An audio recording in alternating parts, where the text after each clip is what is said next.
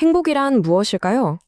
경제학은 소득 같은 지표로 행복을 설명하려 하고 심리학은 마음의 상태를 들여다보기도 하죠.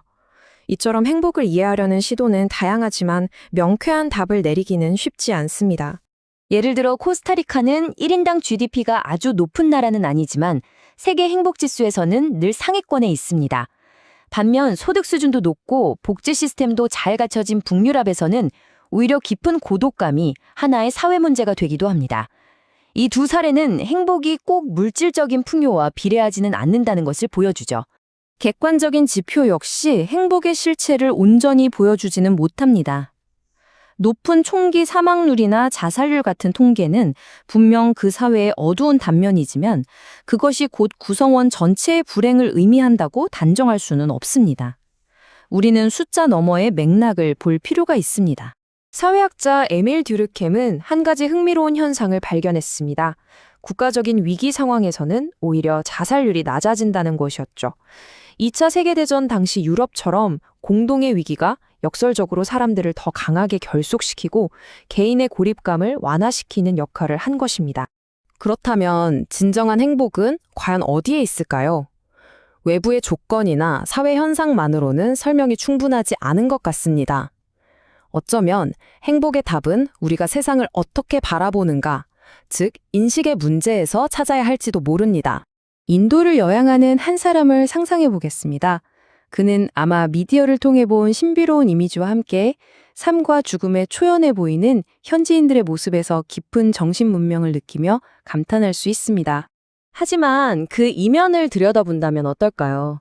카스트 제도와 같은 억압적인 사회 구조에 대해 알게 된다면 겐지스 강의 성스러운 의식마저도 슬픈 역사와 문화의 한 부분으로 보일 수 있습니다. 관점이 완전히 달라지는 것이죠. 결국 행복은 맥락의 문제입니다. 한 사회가 공유하고 있는 문화와 역사, 그리고 그 안에 보이지 않는 규범들을 이해하지 않고서는 행복을 제대로 평가하기 어렵습니다. 이 행복의 본질에 대한 놀라운 통찰을 담고 있는 상징이 우리 가까이에 있습니다. 바로 불국사 대웅전 앞마당에 나란히 서 있는 다보탑과 석가탑입니다. 이 두 탑은 행복을 이루는 중요한 두 개의 축을 보여줍니다. 화려하고 복잡한 다보탑은 그 이름처럼 많은 보물을 뜻하며 물질적 풍요와 현실 세계를 상징합니다. 그에 반해 간결하고 절제된 아름다움을 지닌 석가탑은 내면의 고요함과 정신적인 깨달음을 의미하죠. 하지만 이 두 탑이 전하는 진짜 메시지는 각각의 화려함이나 간결함에 있는 것이 아닙니다. 핵심은 두 탑이 서로를 마주보고 있다는 그 배치 자체에 담겨 있습니다. 법화경의 이야기는 이 관계를 명확하게 설명해 줍니다. 다보탑은 석가탑이 설하는 진리가 참이라는 것을 증명하기 위해 땅에서부터 솟아올랐다고 합니다. 물질의 세계가 정신세계의 가치를 증명하기 위해 존재한다는 뜻이죠. 다시 말해 물질적 세계는 정신적 세계를 부정하는 것이 아니라 오히려 그 가치를 증명하고 단단히 지지해주는 토대가 된다는 의미입니다. 둘은 대립하는 관계가 아니라 서로를 필요로 하는 존재인 셈입니다. 이 조화의 원리는 우리 삶에도 그대로 적용될 수 있습니다. 물질적 풍요, 즉 다보탑만 쫓는 삶은 겉보기엔 화려할지 몰라도 공허하기 쉽습니다.